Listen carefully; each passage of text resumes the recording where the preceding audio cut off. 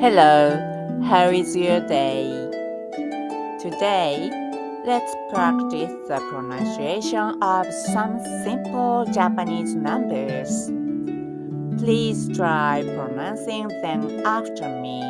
1、1、2、2、3、3、4、4、5、5、6、6、7、7、8、8、9、9、10、10。Now, what is 1 plus 5?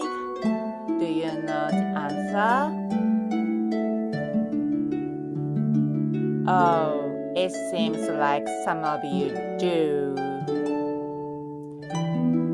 That's alright, strawberry.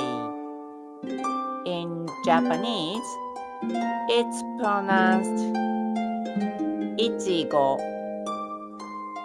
This is ichigo. Great job!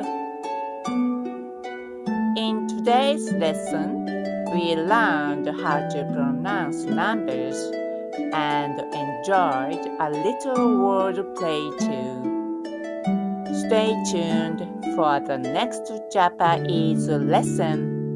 Thank you.